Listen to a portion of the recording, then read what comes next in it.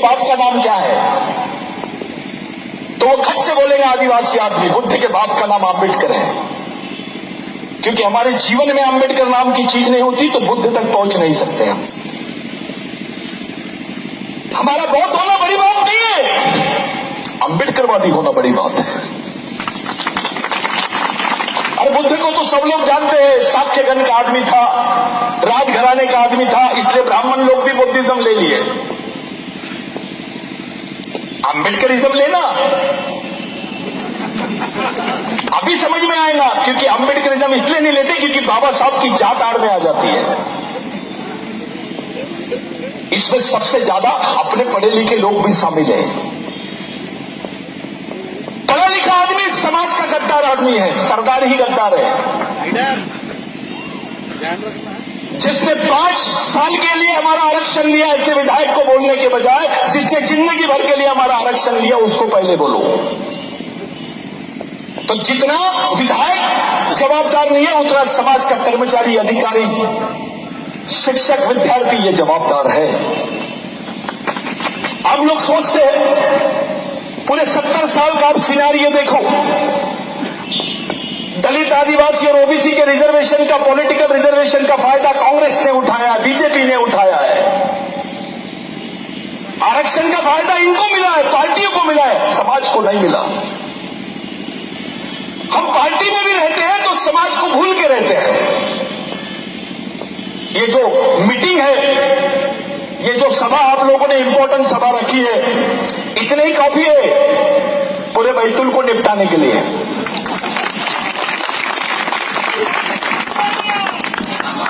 ये जो लाइन है आपको आरएसएस के खिलाफ में रखनी पड़ेगी, खुली खुली रखनी पड़ेगी, दबे शोरों में नहीं होना।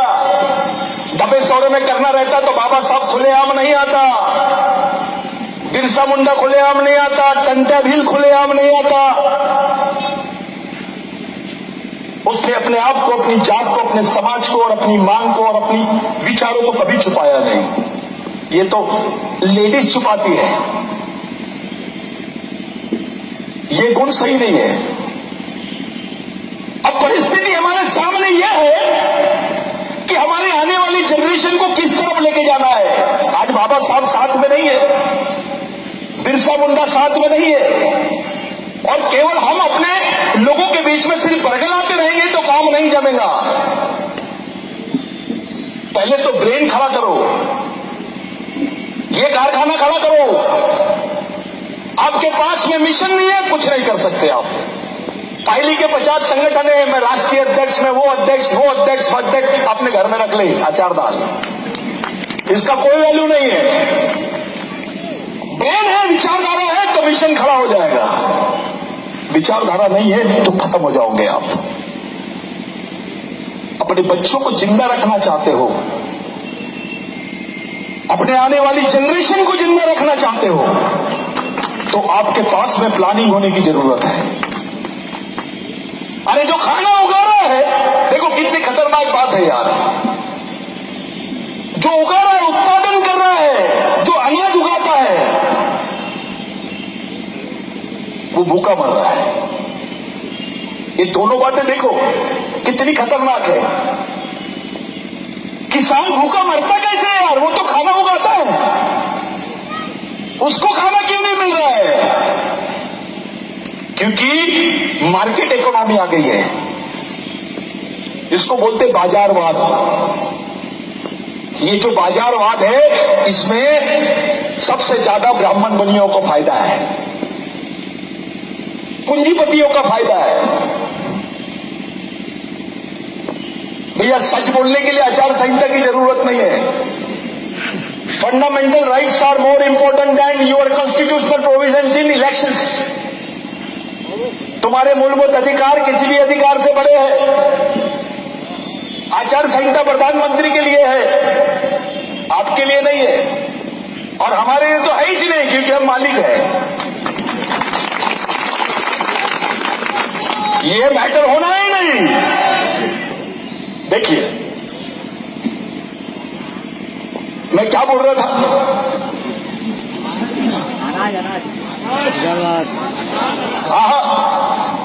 तो जो खाना उगा रहा है, नहीं मेरे को भी मालूम होना चाहिए कि आप सुन रहे कि नहीं मेरे क्या होता है।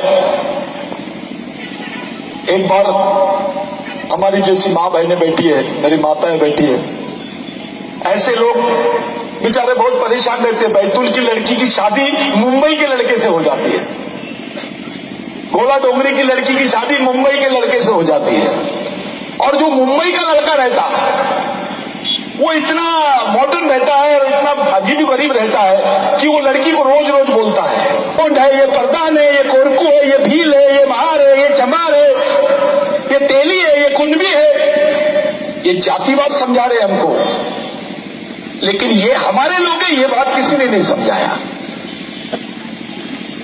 अरे समाज को एक जगह लाने की मशीन ही नहीं चल रही है तो मिशन कहां से चलेगा। आपकी मशीन बंद है तो मिशन बंद है। ये जो मशीन है यही बंद कर दी है। इसके दिमाग में ऐश्वर्या राय डाल दी है, तेंदुलकर डाल दिए। साला तेंदुलकर जीरो पे आउट होता है तो दलितों को, ओबीसी के, आदिवासियों को, माइनॉरिटी को बड़ा दर्द होता है, जीरो पे आउट हो गया। लेकिन अपनी मां बहनों को ये लोग सड़क पर नंगा करके घुमाते हैं तब कोई अफसोस नहीं होता है। हमारे लोगों को गांव के गांव छुड़वा रहे हैं तब कोई अफसोस नहीं होता है। हमारी मां बहनों का आए दिन रेप होता है, मर्डर हो जाता है तब कोई अफसोस नहीं होता है। आदिवासियों के गांव जंगल सफारी के नाम से खाली कर दिए गए हैं तब अफसोस नहीं होता है। दलित मरता है तो ओबीसी और आदिवासी मुख दर्शक बने रहते हैं। माइनॉरिटी को मारते हैं तो आदिवासी दलित भी शामिल रहते हैं हिंदुत्व के नाम पर। ये क्या चल रहा है, क्या हो रहा है, हमारे बीच में क्या हो रहा है। भाइयों, आप लोग बुद्धिजीवी हैं, आप लोग समझदार हैं, आप लोग इस बात को समझ सकते हैं कि मामला गड़बड़ कहां है, सर्किट में फॉल्ट कहां पर है। एक सही कदम, एक सही सोच। बाबा साहब ने केवल सत्ता की बात नहीं किया था, बाबा साहब के पास में सबसे इंपॉर्टेंट चीज थी social unification of the society.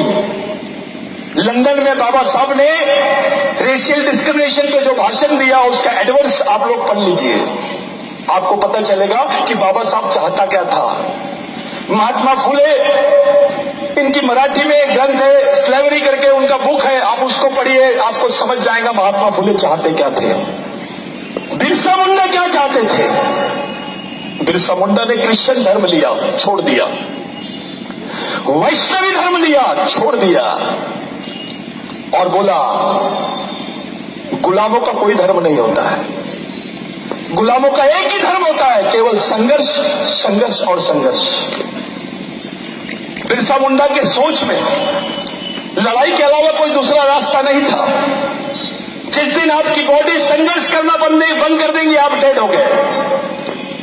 आपके स्वभाव में संघर्ष खत्म हो जाएगा, आप गुलाम बन जाओगे। समाज आर्थिक रूप से गरीब रहा चलेगा, लेकिन विचारों से गरीब नहीं रहना चाहिए। और जो समाज विचारों से गरीब रहता है वो गुलाम पैदा होता है और गुलाम ही मर जाता है। ये बहुत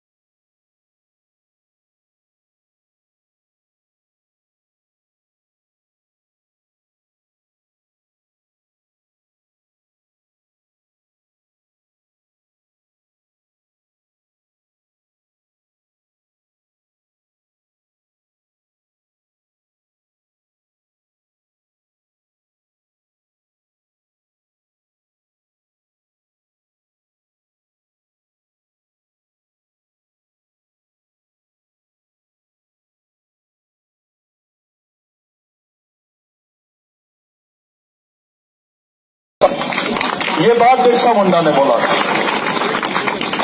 जो आदिवासियों में बड़ा देव है, जो भीमाल पेन है, सजोर पेन है, ये झाड़ है, झाड़, महुए का झाड़। लोग हंसते हैं। मैं 5 मिनट और बोल सकता हूं? नहीं। कुछ लोग एंथ्रोपोलॉजिकल डिपार्टमेंट ऑफ इंडिया, मानव विज्ञान डिपार्टमेंट जो है भारत का, दिल्ली में एक मीटिंग चल रही थी। मैं गलती से चले गया वहां, मेरे को बुलाए नहीं थे। आदिवासी आदमी को कौन बुलाएगा? तो मैंने एक चीज सीख लिया हूं, अगर नहीं बुलाए तो घुस जाओ, बाद में देखेंगे क्या करना है। तू निपटा दे हमको या हम तेरे को निपटा देंगे। पहले आदिवासी को ऐसे ही समझते थे लोग, ये लंगोटी वाला है, साला क्या कर लेगा। बिरसा मुंडा को भी ऐसे ही समझते थे, आधा कपड़े वाला है, ये क्या कर लेगा। लेकिन जैसे जैसे बिरसा मुंडा चल रहा है, वैसे वैसे समझ में आ रहा है कि ये समाज अब लड़ने के लिए तत्पर हो रहा है, अपनी लड़ाई की तरफ जा रहा है। तो वहां लोग हंस रहे थे, बोल रहे थे कि भैया ये सतीश पेन्नाम जो आया है, यार इनके समाज के लोग तो बड़े अलग ही है। ये महुए की झाड़ की पूजा इसलिए करते क्योंकि महुए की दारू पीते हैं। मैं थोड़ा देर रुका, मैं इधर उधर घूमा, मेरे को बर्दाश्त ही नहीं हो रहा था। मैंने बोला यहां तो कुछ बोला ही जाए यार। तो मैं वहां गया और एक सवाल पूछा उनसे कि भाइयों, आज से 10,000 साल पहले, अपन पानी पिलाएंगे उनको, पिएंगे नहीं, तो आज से 10,000 साल पहले जब चावल नहीं था, गेहूं नहीं था, जवार नहीं था, तो आदमी खाता क्या था? तो महुए की जो पानी निकलता, अर्क निकलता, उसको हमारे गोंडी में बोलते इरुक, उसकी रोटी बना के खाते थे। और 10,000 साल पहले आदमी के जिंदा रहने का आखिरी सोर्स था महुए का झाड़। आदिवासी आदमी आज भी महुए के झाड़ को अपना पेन मानता है, उसको पूछता है। 10,000 साल से मैंने सवाल किया, जिस समाज ने 10,000 साल से एक झाड़ से बेईमानी नहीं करी, वो इंसान से कैसी बेईमानी कर सकता है? आदिवासी संस्कृति में सुअर को भी नारायण पेन बोलते हैं, गोंडी में पत्ती बोलते हैं, उसको भी नारायण पेन बोलते हैं, उसको भी भगवान के जैसा स्थान है आदिवासी संस्कृति में। एक जानवर का इतना बड़ा स्थान है, तो इंसान का कितना बड़ा स्थान होगा आदिवासी संस्कृति में? ये बात पूछ ली थी। साक्यगन की जो कंसेप्ट थी भगवान बुद्ध को, ये अलार कलाम ने बताई। अलार कलाम कौन था? इन्होंने जितने उपनिवेश ये जो लिखे हुए हैं हमारे बौद्धिस्ट कंसेप्ट की जितनी हिस्ट्री आई है, उसमें से इन्होंने सबसे खतरनाक काम किया। तो ब्राह्मण बौद्ध हुए, उन्होंने सबसे खतरनाक अगर कोई काम किया होगा तो अलार कलाम का मर्डर कर दिया उसमें। अलार कलाम मामूली चीज नहीं थी, लिंगो कोई मामूली आदमी नहीं था। ये एक अलग टाइप की कंसेप्ट है, कभी किसी दिन आप लोग बोलेंगे तो उस पर बात करेंगे। ये महुए की दारू के से याद आया, आपकी सरकार दुनिया की सबसे इंटेलिजेंट सरकार है यहाँ की। ये आदिवासियों को 4 लीटर महुए की दारू रखने की परमिशन देते हैं, पीने की परमिशन देते हैं, लेकिन बेचने की परमिशन नहीं देते। बेचने का ठेका गुप्ता साहब की तरफ है, जायसवाल साहब की तरफ है। तू पी, तू बेच नहीं सकता, पी सकता है, रख सकता है। मैं महुए का झाड़ आदिवासियों का, किसी के बाप का नहीं है, लेकिन परिस्थिति देखो, उसको बेचने की भी परमिशन नहीं है। आदिवासियों के हालात में पूरे दलित भाइयों को, ओबीसी भाइयों को बताते जा रहा हूं। मेरे को एक मीटिंग है, उसमें जाना है करके लेकिन किसी दिन मेरे को बहुत अच्छा लगा कि आपके बीच में मैं आया, बात किया, और जिन्होंने आयोजित किया मैं उनको सल्यूट करता हूं। वो रियल सैनिक है, समाज के रियल नेता है। भाइयों, आदिवासी एरिया में वर्ल्ड में एक न्यूज आई थी टाइम्स ऑफ इंडिया में कि विश्व विश्व का सबसे बड़ा देश है भारत, जहां पर सबसे ज्यादा ब्लड सप्लाई होता है, ब्लड बैंक है। मेरा इंटरेस्ट बढ़ गया। मैंने बोला इतना खतरनाक देश, और मेरा इंटरेस्ट और कब बढ़ा कि सबसे ज्यादा खून जो है आदिवासी लोग देते हैं। फिर और इंटरेस्ट बढ़ गया मेरा कि आखिर ये खून क्यों दे रहे हैं। तो जब मैंने देखा कि जो रक्तदान शिविर है वो कौन से क्षेत्र में होते हैं, जिन क्षेत्रों में कुपोषण है, जहां भूखा रह रहा है आदमी, काम नहीं है, वहां पर रक्तदान शिविर होते हैं। आदिवासी आदमी के पास काम नहीं है, 800 रुपए में अपना खून बेच के जिंदा है वो। 800 रुपए में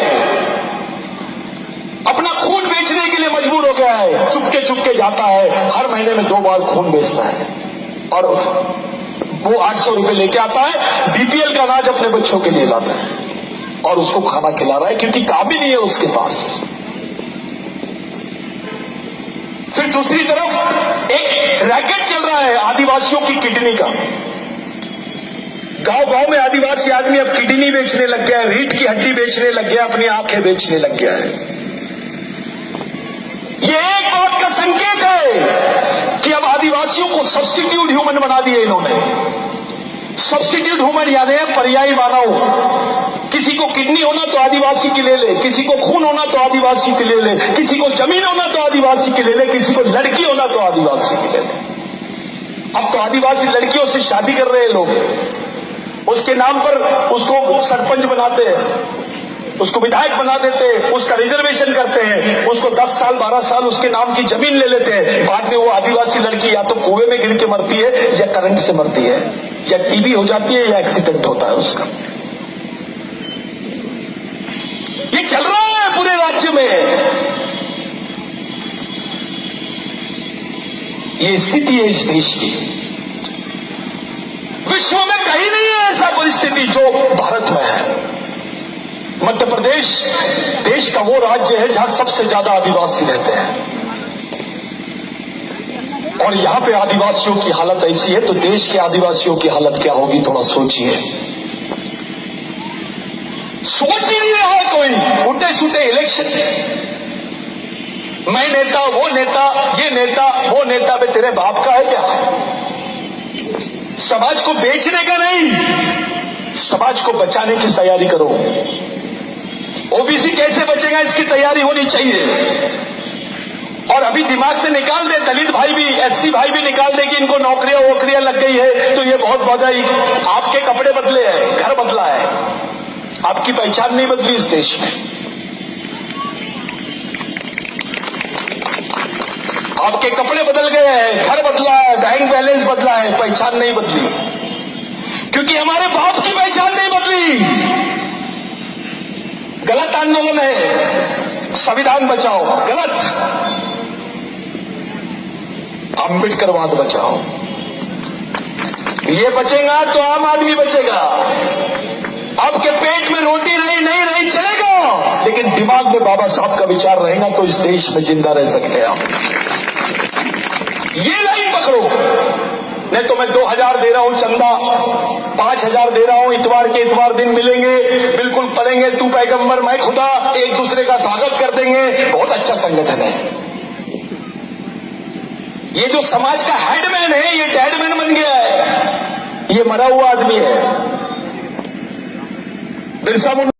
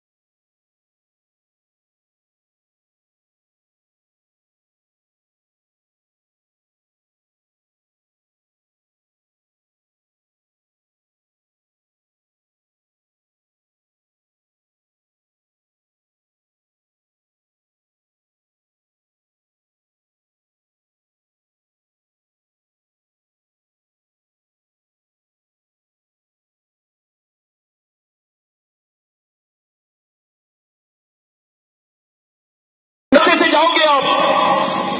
ये देश की इकोनॉमी आपके फेवर में है या नहीं है?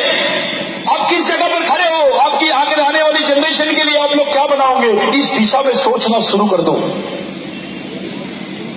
ये तो अलग हो गया, बहुत बातें करेंगे, बहुत गालियां देंगे, यानी दुश्मन को गाली देंगे और बाद में आके उससे लड़ने की तैयारी करेंगे। अबे पहले तैयारी कर और बाद में लटक कर दे, मैटर खत्म। तो पहले रणनीति बनाओ। दुश्मन राजनीति कर रहा है तो आपके पास उसका जवाब रणनीति है। वो रणनीति बनाओ, रणनीति बना के अपने समाज के हित में सोचो। यहां पार्टी ये दिमाग से बाहर निकाल लो। जब समाज को बचाना है तो रास्ता आपको बनाना पड़ेगा। कोई बाहर से आदमी उतरेगा नहीं, बाबा साहब नहीं आएंगे, बिरसा मुंडा नहीं आएंगे, महात्मा फुले नहीं आएंगे। आप ही को प्रयास करना पड़ेगा। और ये ढोंग धतूरे बंद कर दो। हम राजा थे, हमारे आदिवासियों के दिमाग में डाला गया है अपना तो राज था। अबे आज तेरे को हगने को जगह नहीं है, रहने को जगह नहीं है, मरने को जगह नहीं है, खाने को रोटी नहीं है। तेरा सरदार गद्दार नहीं होता तो तेरे हिस्से में तो कुछ आता। आज मुस्लिम भाइयों के पास कम से कम मस्जिद तो है, बौद्ध भाइयों के पास कम से कम बौद्ध विहार तो है। आदिवासियों के पास क्या है? एक मुस्लिम भाई अपने बच्चे के हाथ में कुरान शरीफ देता है और उसको बताता है, बेटा ये तेरे जीने मरने का रास्ता है। एक बौद्ध भाई अपने बच्चे के हाथ में बाबा साहब का बुद्ध और उनका धम्म देता है और बोलता है, बेटा ये तेरे जीने मरने का रास्ता है। ओबीसी के सामने, आदिवासियों के सामने प्रश्न है, कौन सी किताब देंगे अपने बच्चों को? आप बताइए, क्या है आपके पास अपने बच्चों को देने के लिए? अरे रोटी तो कुत्ता भी ला लेता यार अपने बच्चे के लिए। गाय भी अपने बच्चे को दूध पिला देती है। आपने अपने बच्चों को कौन सा विचार दिया, ये जरूरी है। मैं किसी दिन आपके बीच में आऊंगा, खुल के बात होगी। ये सहमे सहमे चेहरे नहीं होना, खुली बातचीत होना। या तो इधर हो जा या तो उधर हो जा, क्योंकि अपने वंशजों का खून जो है वो लड़ाकू खून है, लड़ने वाला है, भगने वाला नहीं है। उसको कोई जरूरत नहीं थी। एक ही आम्बेडकर था, एक ही फुले था और एक ही बिरसा मुंडा था। याद रखना, ये याद रख लो। इन्होंने जो आंदोलन चलाया है, इस आंदोलन की गरिमा को समझ लीजिए, इसके बलिदान को समझो। अरे बिरसा मुंडा का आंदोलन नहीं होता तो तुम्हारे हिस्से में 2 एकड़ 3 एकड़ भी जमीन नहीं होती है, कुछ नहीं होता, कोई नहीं पहचानता तुम आदिवासी। रिकॉग्नाइज किया है बाबा साहब ने। गोदावरी के आंदोलन में बाबा साहब ने बोला, मैं बिरसा मुंडा को अपने आंदोलन का गुरु मानता हूं, क्योंकि बिरसा मुंडा का जो आंदोलन था वो जल जमीन जंगल का आंदोलन था। और उसी आंदोलन से प्रेरित होकर बाबा साहब ने बोला कि इस देश की खेती का राष्ट्रीयकरण होना चाहिए। जो खेती की जो जमीन है उसका नेशनलाइजेशन होना चाहिए। अगर ये बात उस वक्त हो जाती तो एक भी आदिवासी, एक भी ओबीसी, एक भी माइनॉरिटी का आदमी, एक भी दलित आदमी बेरोजगार नहीं होता, आज सरकार का मालिक होता। वो इस सरकार में उसकी हैसियत मालिकियत की होती। इस देश में 2 डुअल सिटीजनशिप है, दोहरी नागरिकता है। अमेरिका का आदमी भी नागरिक है, कोई बाहर देश का आदमी भी मध्य प्रदेश में आके वोट कर रहा है, लेकिन मध्य प्रदेश का जो मालिक है वो तो दूसरे प्रदेश में पड़ा है, बेचारा अपने राज्य में आके वोट भी नहीं कर सकता, उसकी इतनी औकात भी नहीं है, उसके पास टिकट के पैसे नहीं है। इसको बोलते हैं डेमोक्रेटिक एक्सप्लॉयटेशन, लोकतांत्रिक शोषण। उसको एक लायक ही नहीं रहे कि अपने हक में वोट भी डाल सके। वो दूसरे प्रदेश में जाता तो कार्ड नहीं मिलता, कास्ट सर्टिफिकेट नहीं मिलती, राशन कार्ड नहीं मिलता, कुछ नहीं कर सकता वो। यहां मजदूर रहता, वहां मजबूर हो जाता वो। और अब तो ऐसी हालत है भाइयों, अभी जितने ये सरकारी संडास बने हैं ना, शौचालय जाकर चेक करो, ये ठेके बड़े जाति के लोगों के। और वहां हमारी औकात अभी ऐसी है कि अगर शहर में हमारी समाज की गांव की लड़की आएगी तो वो बुरा नहीं मानना, वो पेशाब करने भी नहीं जा सकते, क्योंकि पेशाब करने के भी 10 रुपए लगते हैं। उसके पास आने के लिए 10 रुपए नहीं थे, तो बाथरूम लगी तो इज्जत से भी खड़े नहीं हो सकते इस शहर में। यानी धीरे धीरे हमारी एंट्री पर बंदी लगा रहे हैं लोग। बदलना पड़ेगा। कुछ चीजें हैं जिसको पहले बदलो, बाद में सब देख लेंगे। क्या नहीं होना ये पहले तय करो, क्या होना है हम बाद में देख लेंगे। मेरे बाद भीम सेना के हमारे भाई वो बोलेंगे, मैं आपके बीच में से सोचा था मैं रुकूंगा, लेकिन मेरे को थोड़ा काम है। लेकिन मैं आप लोगों का लाख लाख धन्यवाद देना चाहता हूं कि ऐसे माहौल में भी आप लोगों ने एक जगह आने की कोशिश की। भैया जो बोल रहे थे, आप बोल रहे थे मेरे को कि भाव बहुत कम लोग हैं, तो मैं कितने हैं देखता ही नहीं।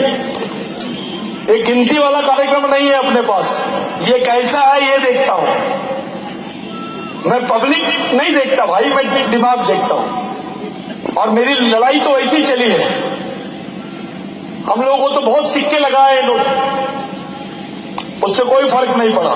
मैं भूल गया मैं इंजीनियर हूं, मैं वकील था, मैं इतना एजुकेशन किया, मैं क्लास 1 ऑफिसर था, मैं भूल गया। वो घर में रख दिया मैंने, उसको बंद कर दिया।